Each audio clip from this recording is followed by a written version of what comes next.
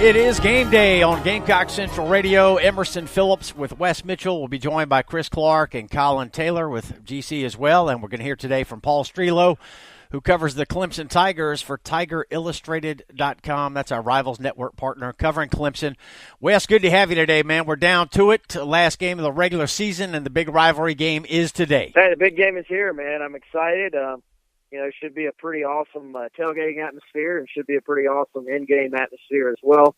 Like you said, man, the game is here, and I think everybody, it's almost hard to believe, I think, that the season is going so fast and that the rivalry game is upon us. But I'm very, very intrigued to see if South Carolina can make this thing interesting tonight. Yeah, that's the real question, isn't it, Wes? Particularly given last year's result, a resounding Clemson victory where the Tigers just really had all the big plays in the ball game. They dominated the line of scrimmage, and I think really left a lot of Carolina people with a bad taste in their mouths last year. I think Will Muschamp was one of those. It wasn't just the poor performance, but talk of maybe poor sportsmanship by Clemson. I don't know that was the case, but there's been a little bit of talk about that this week. So I talked about it with Paul Strelow. Everybody knows it. No love lost between these two, and I think an axe to grind for both teams coming into tonight. Yeah, certainly. And, I think an opportunity for South Carolina. And I think when you're a head coach and you have to say the words that, I had guys that I felt like didn't compete, which is what Muschamp said in the press conference this past week. He felt like there were some guys that didn't compete against Clemson. And that's where that sort of never again mantra came from. Never again are you going to get sort of outworked on the field like that. And I think that's something that this program has sort of hung on to, not just for this week, but it's sort of been a mantra all off season going into this regular season. So, I think that when you look at these two teams, maybe if you're an out-of-state guy, you don't quite get it until you've lived it. And I don't know even the prior year or the year before that. Both those games, even though Clemson won. I'm thinking back, Emerson. Don't you feel like those games sort of went off without a hitch? Like there wasn't really much, just sort of extra animosity between the two teams. It was sort of a regular old rivalry game. And I think last year, though, just the way the game played out, lots of just allegations were involved too about some stuff being said, and you had some arguing before the game even started between the two teams, and I think anybody who maybe wasn't fully invested in the rivalry at this point last year quickly became that way during that game. So I think these two teams very much dislike each other, and South Carolina would love nothing more than to keep Clemson from making another playoff run this year. Yep, the dislike is genuine, and emotions will surely be running high tonight. We got to hope it stays to strictly football tonight. And right, Wes, the stakes are extremely high, and that's what makes this game so compelling. The rivalry itself makes it interesting and compelling, but you add in the extra factors that are in play tonight, namely that Clemson is trying to get its way back into the college football playoff. And we know that if the Tigers win these last two ball games, they got the Gamecocks tonight, and they've got Miami next week in the ACC championship. If they win those two, they're back in the playoff for the third year in a row, and they'll have a chance to win the national title for the second straight year. So, that rivalry aside, you would think that the playoff factor alone for Clemson is huge for them, and that's got to be their number one focus. So the opportunity for the Gamecocks to maybe prevent Clemson from getting back into the playoff has got to be one that the Gamecocks savor as well. Yeah, absolutely. And, I think this game does mean a bit more this year because, again, the teams are back both in the top 25, which is something we haven't been able to say, the last few years, actually. So, I noticed watching the Egg Bowl on Thursday night, Mississippi State, the South Carolina game popped up, and they were talking about it, and Greg McElroy even said Clemson has to watch out for South Carolina. I was watching the USF-UCF game yesterday, and they were talking about, they were flashing South Carolina-Clemson, coming up as far as the ESPN promo. And I think this game it feels like there's more talk about this game from a more regional and national standpoint than there has been. I know for a stretch there, this game was talked about nationally quite a bit, but then it sort of fell off when South Carolina sort of fell off. So it's been fun for me, being someone that's from the state, obviously, to see this game start to get some national prominence again. Yeah, Wes, I don't think many, even the most optimistic Gamecock fans, may have thought that Carolina would be 8-3 going into this game. I think some folks thought that 8 wins, 9 wins was attainable, but as soon as Deebo Samuel got hurt and then Bryson Allen Williams was lost for the year and the assortment of injuries that the Gamecocks have had, didn't have 3 starting linemen against Texas A&M. It's just been all season. There's been injury problems for the Gamecocks, it seems like, at least since the 3rd game of the year. I don't think many folks would have thought that Carolina would be in this good a shape going into the Clemson game at 8-3. A chance to get to 9 wins. Obviously, an upset win over Clemson would be a signature win, and one that the Gamecocks can really use as a springboard into the bowl game and into 2018. So the stakes are high, and Carolina's feeling good coming in, West, but there's still that lurking bad feeling from last year's Carolina-Clemson game where the Gamecocks just got embarrassed. Yeah, they did, and I think that for South Carolina in this game, it's going to start up front. I think, you look at that game on top of the emotional stuff and the sort of off-the-field stuff and all that. If you get it back towards football, South Carolina, I think, was outplayed in every area, honestly, to be frank. So I'm not saying that, but I think the first area and the most glaring difference in the two teams was up front, South Carolina's offensive line against Clemson's defensive line. And, I think you look at that matchup this year on paper, certainly it's not going to favor the Gamecocks again, but as we know, the game's not played on paper. South Carolina's offensive line, I think, surely feels like they have something to prove in this football game, and I'm sure have been challenged to not let what happened last year happen again because, what we talk about every week, we talk about the fact that South Carolina needs to be able to run the football, and Clemson is not a defense that's given up a lot of yards on the ground. South Carolina has had success running the football against sort of middling to weaker run defenses. They have not had much success against the top run defenses that they face. They've not had much success against the Georgias, the NC States, the Texas A&Ms, stuff like that. So I think for South Carolina, I don't expect them to be able to run all over Clemson, but I think certainly if you're South Carolina and going to have some success, you're going to need to run the football a bit to give Jake Bentley at least that semblance of a running game to where the team can't just tee off on them. Yeah, that's really been the key to success for the Gamecocks this year. When they have run the football, they've won, and when they haven't, they've lost. It's really that simple. So, Wes, do you feel like the Gamecocks throw to set up the run game tonight? I just don't think it's very likely that Carolina comes out and looks to get good running yardage in early down situations. Maybe they can. Maybe that's what they'll try to do. The run game has been better, particularly over the latter part of the season, but Clemson's so good up front, and the Gamecocks really struggled blocking them last year. Do you feel like Carolina comes out trying to establish the run, or maybe they use the passing game to set up the run? Well, I think they almost have to pass to set up the run in some ways. I think Jake Bentley's going to have to continue to be a greater part of the running game, maybe not even just in the red zone as South Carolina's used him the last few weeks, but probably in other situations as well, third down situations, certainly.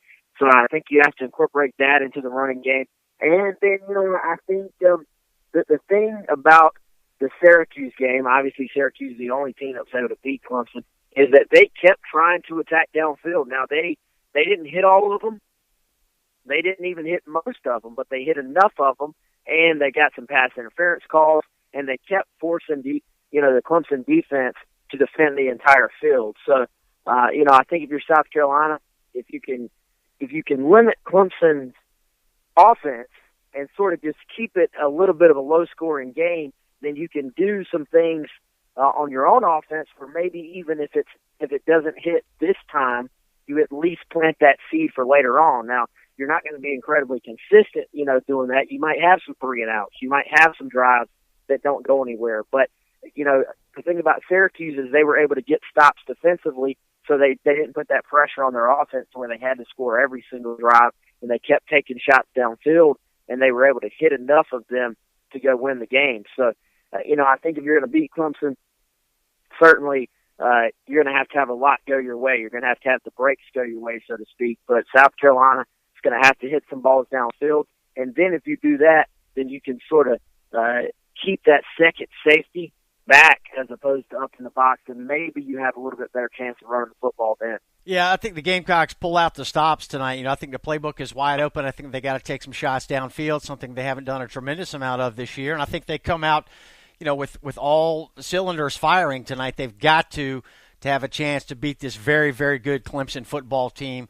And Wes, I got to believe that last year's embarrassment has got to be an additional source of energy for the Gamecocks tonight. The Carolina's obviously a 2-touchdown underdog in this ball game tonight. They're not expected to win, but if they make a good showing, obviously that's going to get the attention of pollsters and bowl committee people and all this kind of thing. So there's incentive from that standpoint.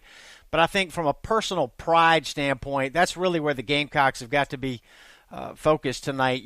Carolina just did not show well last year against Clemson. You don't ever want to get embarrassed by anybody, but to get beaten the way Carolina got beat last year against Clemson, I just think tonight is a shot at redemption for South Carolina. The Gamecocks really have nothing to lose, and if they could score this upset, it would just be a huge win for Will Muschamp and this Gamecock football program. So talk about last year, Wes. I know it's a sore subject for a lot of people, but that's got to be first and foremost in the Gamecock players' minds coming into tonight, at least everybody that played last year. Yeah, I think that, you look at last year and the way that game played out, South Carolina really never had a chance in the game. They were beat offensively, defensively, and on special teams. So I think whenever you're just completely rattled like that, then it does leave a sore spot. And like we've been saying, I think that the matchup isn't really still great for South Carolina, but I think it's about I think this is a gut check type game. This is a game where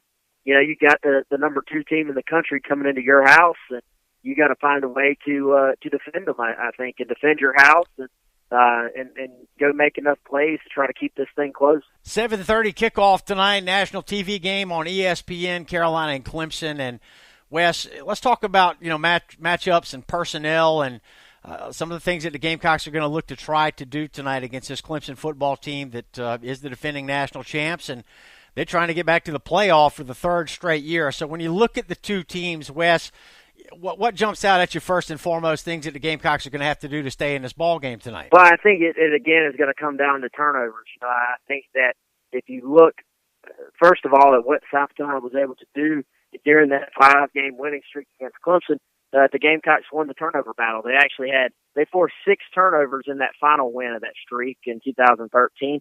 And then you look at South Carolina's defense this year. What has been sort of the common denominators? They've been able to force turnovers. So if you're South Carolina, you're at your best when you're forcing turnovers. You're giving your offense a short field. You're keeping your opponent out of the end zone. And, that's something, again, that I think will be an absolute key for the Gamecocks. And then you get into the red zone stuff. You got to be efficient in the red zone offensively, and you got to force Clemson to kick field goals defensively, because Clemson, has not been great in the field goal game. They've missed some. Certainly, they haven't been good with longer field goals at all this year. So, that's something where Clemson can leave some points out there. And I think at the end of the day, man, if you're South Carolina, you almost have to kind of separate it out in your mind. You got to sort of survive the first quarter. And then if you survive the first quarter, you got to get to halftime. I think fans certainly won't like the approach if South Carolina has the ball at the, late in the second half with a chance to run it out and still really be in a close ball game. But, sometimes you have to play conservative and get to the next quarter. And I think for South Carolina, much like the Georgia game, they're going to have to take some shots, certainly, but they're going to have to be smart about it. And I think it's kind of, you separate it out. If South Carolina can get through the first quarter, then you have to get to halftime, and then you want to get to that point to where you have a chance to go win the ball game late. Now, to do that, I think, frankly, there's still, a ton of things will have to go South Carolina's way, but it is certainly not unheard of. And, I think you're already seeing this week, you're already seeing some upsets. You're already seeing underdogs win in some of these rivalry games. So it is certainly not impossible for the Gamecocks, especially at home with what's going to be an amazing atmosphere, a really fun atmosphere, I think. Certainly not impossible for the Gamecocks to pull this upset. Yeah, you got to believe playing at home certainly gives the Gamecocks, a little bit of an edge, and the crowd's going to be raucous. It's going to be a packed house tonight, and again, an opportunity for South Carolina to make a real statement tonight and kind of get back into this rivalry. It feels like things got away from them last year, and Clemson's won 3 straight, so the Gamecocks trying to get back into it and send a message to Clemson that they're going to be competitive in the years to come. We certainly get that feeling with Muschamp starting to get comfortable in the job now, and the upward trend of the Gamecock program certainly gives Gamecock fans reason to be optimistic coming into this game tonight. So a tall order for South Carolina tonight, but playing at home should certainly be an advantage. And Wes, we can talk more about the Gamecock offense against the Clemson defense. I believe this is the best defensive unit Carolina's seen all year. In fact, Georgia, with all due respect to them, I think Clemson may have the best defense in the country. And but I wanted to talk more specifically with you about the Clemson offense. New quarterback Kelly Bryant starting this year for Clemson, and we've seen so much of Deshaun Watson the last few years that Bryant brings a different skill set to this Clemson offense, and I'm wondering what kind of problems he may present for the Gamecock defense. He's a good runner, Wes, and I don't know if many of our listeners have seen Clemson play a lot, but Bryant runs it more than Deshaun Watson did. Oh yeah, he runs it more than Deshaun Watson ever did, and I would say he's a great runner. I think he's a guy that pretty much forces you to bring that extra hat into the box to account for him on just about every play. I think the entire offense has shifted with Kelly Bryant as the quarterback. Now, they're still going to do a lot of their staple plays. They're still going to throw the quick screen to the outside. They're still going to give you tempo from time to time, and they're still going to throw the deep ball and try to stretch you out. But doing all that stuff to get back to their running game, which, I think it was kind of interesting to me that Clemson really didn't run the football probably as well as you would think last year. They weren't a great ball team this year. Probably the best they've run it since Dabo went, because Kelly Bryant is such a good rusher from the quarterback position. He can run it inside, he can run it outside. And, the way it changes things is that 3rd and 5, even 3rd and 6, actually at times becomes a running down for them. So if you're calling against it defensively, most of the time, a 3rd and 5 or 3rd and 6, you're expecting the other team to throw the football most of the time. But against Clemson, you still have to account for the running game, because they'll still they have all these variations of the quarterback run. Zone read, inverted veer, quarterback power. They have the power read. Like there's all these different wrinkles that they'll throw at you. So if you're playing against them, you have to be ready for that every time. Even 3rd and 10, you have to be aware of the quarterback draw, because if Kelly Bryant gets in space, he's fast enough to get there, but he's also big enough to carry a defender. So that helps them at short yardage. That helps them at goal line. And I think if you're South Carolina, though, you have to make them earn it. You have to sort of make them grind it out. You can't let them beat you deep. Then you look at their running backs that they pair him with. Tavian Feaster, certainly a lot of people in the state of South Carolina are familiar with what he was able to do at Spartanburg. And then the other freshman, Edian, this kid is a beast. If you let him have any little bit of a crease, then he can take it to the house. So I think if you're South Carolina, you sort of have your hands full trying to keep those guys bottled up. Wes, how much do the Gamecocks kind of sell out to stop the run tonight? Is that what the Gamecocks want to try to do? Do they want to force Kelly Bryant to beat them from the pocket tonight? Yeah, I think that has to be the key. That's one of those things that is very easy to talk about and say, but isn't as easy to execute. You look at Kelly Bryant, and you look at what they do offensively, and probably every defensive coordinator that's faced them this year has probably said the exact same thing. It's just like we were talking about the Georgia matchup. You have to put an extra guy in the box and try to stop the run.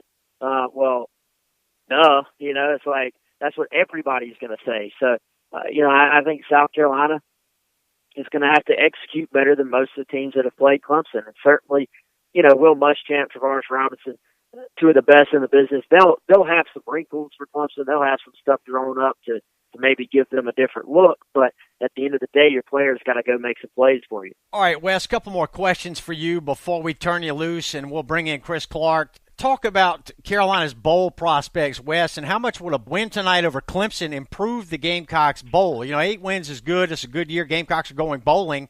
But if they beat the Tigers tonight, do they go to a much better bowl? Yeah, I think it's certainly possible. And the interesting thing will be to see how many SEC teams end up in the playoff. Is there still a path for 2 to get in? How many SEC teams end up at least, in the New Year's Day Bowl? And you certainly want, if you're South Carolina, for there to be 2 teams in that sort of New Year's Day or playoff tier. I think right now, I've been saying it for a while, that the percentage favorite if South Carolina were to lose today is probably the Tax Slayer Bowl. I think LSU or South Carolina probably ends up in that game. Tax Slayer Bowl, and we've said this on the site a few times, they want South Carolina, in a major way. They really want the Gamecocks. So if they could have a chance to get the Gamecocks, the SEC technically selects them now the way they do it. If the Tax Slayer Bowl gets their way, they'd have the Gamecocks potentially against maybe a Louisville. I've heard potentially in that game. But if South Carolina wins, then I think definitely it puts them maybe up another step, and then you start talking about possibly another trip to the Outback Bowl. Maybe. Huh. All right, yeah, I know a trip to the Gator Bowl, that Tax Slayer Gator Bowl in Jacksonville would be fun for Gamecock fans. Not quite as long a trip as Tampa or Orlando. And, a bowl game that the Gamecocks have got history playing in, you got to go all the way back. Gosh, I think the Gamecocks haven't played in the Gator Bowl since the 80s, if memory serves. But, they went there 3 times, yep. I think it was, in the 80s. And some of Carolina's good teams from the Joe Morrison days played down there. So I think that'd be a fun trip for Gamecock fans. Wes, we're going to turn you loose here, and we're going to bring in Chris Clark, and we appreciate your input today, and we're looking forward to the game tonight. Thank you. All right, sounds good, man. Have a good one. All right, that's Wes Mitchell. Stay with us. We're going to join Chris Clark here on the Gamecock Central Game Day podcast. Gamecock Central insider Chris Clark joins us now on the Gamecock Central Game Day podcast. We have a 7:30 kickoff tonight for South Carolina and Clemson. National TV game on ESPN. Chris, so many different factors at play in this game tonight. Obviously, the rivalry alone makes this a huge ball game. No matter what the records are, Carolina-Clemson's a big deal for a lot of folks. So that's one aspect of it, but there's a lot more than just that involved here tonight. Chris, we've got Clemson trying to get back to the college football playoff. Gamecocks trying to get to 9 wins, and if they could do that, a bowl win would give them 10 on the year, which would be a huge deal for the Gamecocks in the second year of the Will Muschamp era. So plenty at stake here tonight, Chris, and this is going to be an emotional, high-intensity ball game, you got to believe. Yeah, that's the funny thing, Emerson, is, last season, the way that game ended, there was a lot of emotion, right? The high of Clemson fans with the biggest rivalry defeat in the history of the rivalry. South Carolina with the really bitter taste after taking a loss of that magnitude. And then, had some things where, look, whatever side you're on regarding, taking players out of the game and then sort of putting them back in for a curtain call in their final game at Death Valley. No matter what side you stand on, obviously most Clemson fans are going to be for it. Most Carolina fans aren't going to be a huge fan of it. And some people will see both sides, whatever. That left a sour taste for a lot of people. Regardless, it's not something you want happening. That means you've lost the game, if something like that's happening if you're South Carolina. Then we had, all the things at the end of the game with the controversy about the racial slur in the game. And, some of those things have come back up. But some of the sort of animosity-related storylines have not come back as much as it is. South Carolina's sort of ascended this season a bit, and maybe surpassed some expectations. Clemson's still a really good football team, and in some different ways than last season. And it's still a rivalry game, and like you said, a lot at stake. Clemson trying to keep its playoff spot. South Carolina trying to avenge last season and sort of put their stamp on their progression as a program, which I don't think this game will define that. But a lot of people expect, including myself, a closer game. Expect South Carolina to acquit themselves better in this one. There's just a lot of different storylines. It's going to be very interesting. Yeah, no question. Chris, how much did losing in the fashion that the Gamecocks did last year? How much did that impact Will Muschamp? How much did it impact Carolina players, and how much of a factor will that be tonight? Well, I'm always a guy, Emerson, to where I think football is an emotional game, and certainly it helps to get up, and I've seen too many times in a game of football where, a team that performs very well early and they can feed off the energy of the crowd initially, and they can feed off that energy if they continue playing well later into the game. But I think it ultimately comes down to, who's prepared better, who plays better. I mean, we saw just this season, we have an example of South Carolina, their first night game of the season. It was their first home game. They're 2-0. They come in, they play Kentucky. A lot of recruits in the stands, night game, big atmosphere, huge start. Stadium was extremely loud, and they just don't play well. And the stadium gets deflated. They end up losing that game. Then you look at, say, 2012 against Georgia, where they just manhandle Georgia, and the stadium's just jacked up the entire time. I mean, I think it ultimately comes down. Look, it helps to have a good crowd. It helps to be emotional, but whoever prepares the best and plays the best in the game is going to win. And, it goes back to a lot of the metrics of, turnover margin and explosive plays and third down and, all those things that matter. I think that's bigger. Now, as for how it affected the team, I mean, look, I had some people, around USC tell me, look, this is going to sound crazy because this is a bad loss. It was not a good look, but this is something that is probably going to drive some change around this program. And I think that happened. I think, look, some things were on the way in terms of facilities and stuff like that, but people sort of took a hard look and said, what do we need to do here? And that's why we've seen a lot of the improvements around the program. It's not solely related to losing a game to Clemson, no. But it was a reality check. And we saw sort of that phrase, never again born, that was not any sort of phrase that was indicative that South Carolina would never lose to Clemson again. That wasn't the goal. That's not what that was saying. But as Will Muschamp pointed out, there's some guys that quit in that football game. And it's pretty evident. I mean, if you go back and look at the tape, you can see it. And that's what they wanted to avoid. And I think we've seen a lot better effort across the board this year, whether USC's up or down. It's never really been an effort problem. And I think regardless of what happens Saturday night, we'll see a better effort. Doesn't mean South Carolina will win, but I think they'll play tougher, more aggressive, harder for the duration of the game, I would expect. Yeah, the way Muschamp reacted at the end of the Carolina-Clemson game last year, I think that's the most upset that we've seen him in his, almost 2 years now on the job. Just the fact that, there just wasn't an overall effort. The effort that was given was not acceptable in Muschamp's eyes and in the eyes of a lot of fans, and I think that really torqued Will Muschamp off. So I'm curious to see how the Gamecocks handle it tonight, Chris. We talked about it. Wes and I talked about it earlier. The Gamecocks really don't have anything to lose here tonight, but they definitely have got to try to save some face, I think, after last year's game. And tonight is an opportunity to do that. And if the Gamecocks could score an upset, they're going to score a lot of points in the eyes of voters in the national rankings and the polls and in bowl committees and this kind of thing, and just fans across the country. Carolina's got a chance to earn some more respect tonight. So that's got to be worth something. And, the chance to have a shot at redemption against your rival should be more than sufficient motivation for the Gamecocks tonight. Oh, no doubt. There's plenty at stake with that. I mean, a rivalry, look, you throw everything out the window. I mean, look at, the Ole Miss-Mississippi State game on Thanksgiving where Ole Miss, I mean, look, those guys, it was a different situation, obviously, with some of the things that they've gone through, but they were on the road, hostile environment, and, no opportunity for a bowl game. I mean, those guys have a self-imposed bowl ban, so it was their last football game, and they went out there, acquitted themselves well, and had the benefit of, Mississippi State's quarterback unfortunately went down and got a bunch of turnovers. I mean, their last check, there were 5 when I was watching that football game on Thanksgiving. So, they did some things to win that game. And so Mississippi State all year has looked like the better team, but they weren't then. And so that's what it really comes down to. To South Carolina, obviously, they have stability at the top with their coach. They're at home.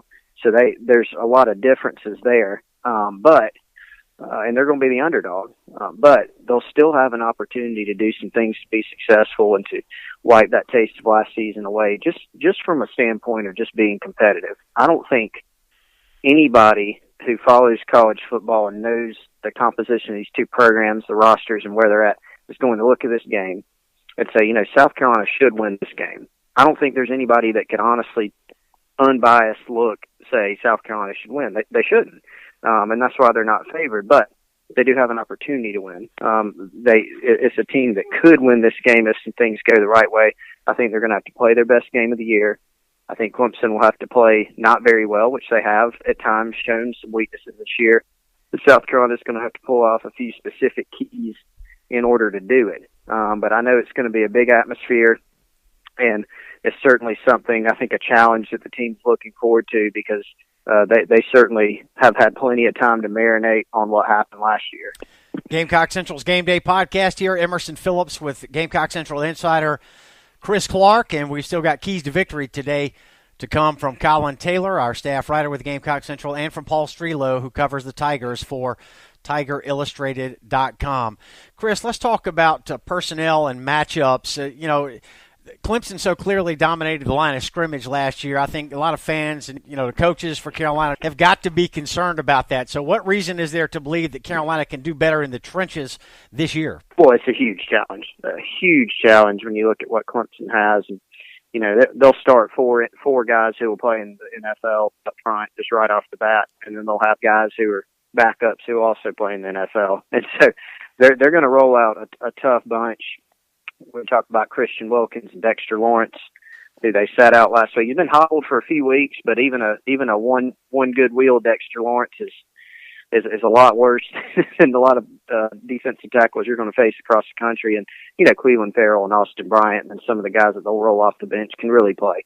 The issue is it's hard to block those guys one-on-one. Heck, it's hard to block the four of them with your front five. If they throw any type of blitzes at you, which they will, that becomes even tougher to deal with. When you get in third and long, then they'll start running their stunt game on you. Very tough to pick up. South Carolina really struggled with that last year. But if you go back and look, you're exactly right, Emerson. That was the biggest difference in the game. Clemson just dominated up front, especially defensively, but even their offensive line really did a good job on the Gamecocks defensive line. And so that's going to have to be one of the biggest points of emphasis in turning it around. I would give South Carolina's defensive line a better chance of making a mark in this one. They're not a dominant group by any means, but they're older. They have more depth. They're certainly they've surprised at times in the pass rush is still a concern, and then containing Kelly Bryant's a concern because they faced some mobile guys like Steven Johnson and Kellen Mond from Texas A&M, Johnson from Kentucky, of course. And those guys have got loose on a couple back-breaking runs. That's something they'll have to be wary of. And then there's obviously a lot of skill position talent on that other side for Clemson too. Carolina's defensive line, they're playing the run a lot better than they did last year. Statistically, eyeball test, but Clemson has a couple home run hitters, ETN, Tavian Feaster. If you're not in the right gaps, those guys can make you pay. So USC needs to force some third and longs. Offensively, I think more than just saying, look, they're just going to have to play a lot better up front. That's true. But the fact is, I think they're going to have to be very creative schematically to try to neutralize Clemson's front. Go back and look. NC State did some things. Syracuse did some things that can sort of negate that front. You're not going to take it away completely, but I don't think South Carolina can line up and just play exactly how they played and expect to win this game. They're going to have to pull out some new tricks, get Clemson playing in space more, be able to take some shots, and Jake Bentley's going to have to play, in my opinion, a phenomenal game, and really just put a lot of it on his shoulders, fair or not, to be able to sort of negate that front. Chris, I talked about it with Wes, and I'm going to ask you the same question. How much do the Gamecocks try to use the passing game to set up the run tonight? I don't think anybody expects Carolina to be able to line up and, blow Clemson off the ball and run for 5 yards a carry all night. So does Carolina use the pass to set up the run, or do you think they come out trying to run the football right from the get? Well, that's an interesting point. It's really tough to be able to peg what they'll do. Will Muschamp said, look, we got to be balanced. We don't have to be hard-headed with the run. So I think what fans can expect is there are going to be stretches in the ball game depending on how it goes. But let's assume it's close at some point. Even then, South Carolina may be banging the run here or there and be getting 2 yards a clip. And they're probably not going to completely abandon the run if it's a close game. Just because schematically, you want to try to keep the defense honest. Now, it may not matter depending on how much success Clemson's having stopping it. But last season, South Carolina came out and it appeared the game plan was to do sort of that, which was not really lean as much on the run, to come out and pass the ball, take some shots downfield, and it didn't work out early. And then, as it turned out in the game, not much of anything worked. And then they got down, and things just really, really snowballed on them to where they had to sort of change the game plan, and then they were getting whipped up front. There's just a lot of different factors. So certainly they need to keep it closer. They're going to rely on their defense to get them the ball back some, and that's going to have to take place for them to be able to win this game. Offensively, again, I go back to being creative. They're going to have to find some ways of getting the ball in space. They've been better running the ball in the second half this season, but they didn't run it well at all against Georgia. They didn't run it all against Texas A&M, which was, one of the better defensive fronts they'll face. So it's still a significant concern. And that's why I think, there are going to be some third and long situations they get in. That's why I think Jake Bentley's going to have a big game. And I really go back to explosive plays. If Carolina wins this game, it's going to be turnover margin, a big victory in that column, and it's going to be a big victory in terms of the margin of explosive plays. That is limiting Clemson's explosive plays offensively and then creating some explosives for Carolina. If they're driving, if they do drive down the field, the red zone offense has been a bit shaky this season, especially early, especially against good defenses. So I think they need to create some shot plays and some big opportunities to get into the end zone, maybe from deeper back in the field. Chris, this Clemson team has got the best rushing numbers that they've had under Dabo Swinney, and obviously quarterback Kelly Bryant has a lot to do with that, and he'll get his first taste of the Carolina-Clemson game as a starter tonight. Tremendous running quarterback that presents a lot of problems to the Gamecocks. And I asked Wes, do the Gamecocks sell out to try to stop the run and contain Bryant and force him to beat them from the pocket? Do you think that'll be, at least in theory, what the Gamecocks hope to do tonight? In theory, sure. Yeah. I mean, now, does it work out? We're going to find out right. tonight. But in theory, sure. I mean, but that's sort of like looking at the Georgia game and saying, hey, we're going to sell out to stop the run, make Jake Fromm beat you with the pass. Well, there was some success with that, but guess what? Georgia had, they took advantage of some opportunities, and Georgia also has some really, really good running backs. They got about 4 or 5 of them, especially their top 2 in Chubb and Michelle. And as it turns out, Clemson's guys, Tavian Feaster and Travis Etienne, are home run hitter types. They're not going to be those grinded out tackle breakers as much. Etienne certainly has impressed me with his tackle breaking ability as a true freshman. But they can really get after it in the open field. If you let them loose, you may not be catching them. And so that's going to present a unique challenge. And so, sure, even if Carolina loads the box, brings an extra safety down, you got to be alert to the play action game. You got to be alert to the quarterback run, maybe the zone read. Certainly they have receivers that can win one-on-one matchups. I mean, Hunter Renfrow in the slot or a Deion Kane outside. I mean, they got tons of receivers that can, even if you do put an extra safety down and play man coverage, they can still beat you. But when you do look at how to stop this team, that's it. I mean, that would be the formula you follow, is try to make Kelly Bryant beat you with the pass. He can be a bit erratic at times. Try to pressure him, try to make him feel some pressure, and then try to create some turnovers. That's just going to be the biggest key, I think, defensively for USC.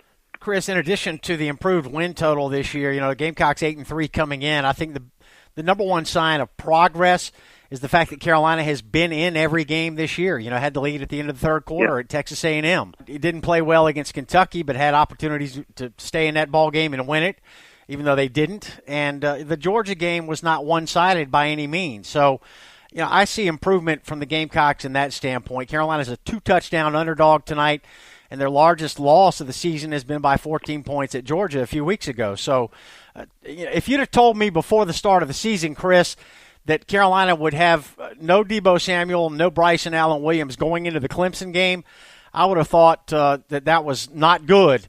But for some reason, this Gamecock team has just found a way to compete and stay in ball games and win a lot of them this year.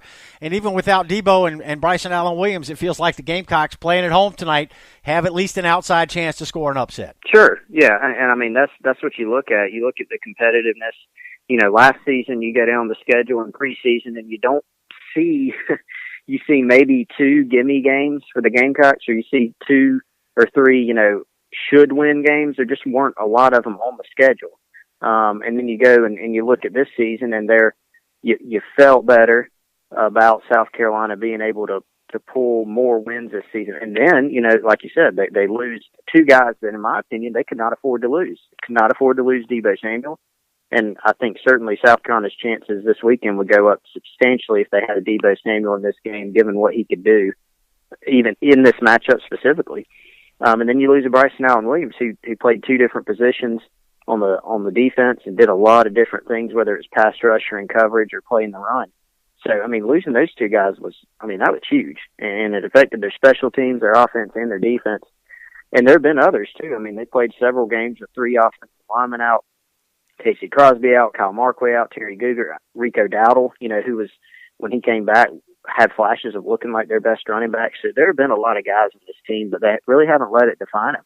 They've sort of had the next man up mentality. It's still not a dominant football team by any means. It's still a team that when they do win, they're going to be scratching and clawing to do so.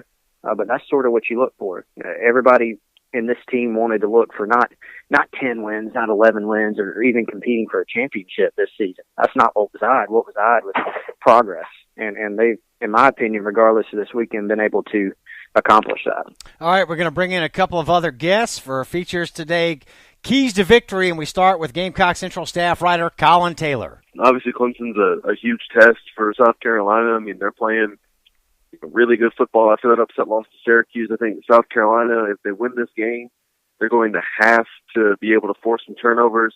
They're going to need to make Kelly Bryant turn into a pocket passer. They said that all week. And they really want to make sure that he doesn't hurt them with their feet.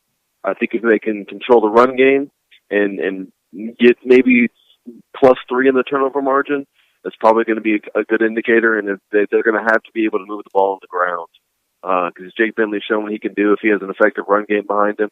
And if and Muschamp said it this week, that if they don't run the ball, then it's going to be very hard to get any kind of passing game going, because Clemson's just going to be able to tee off on them, similar to that Texas A&M game.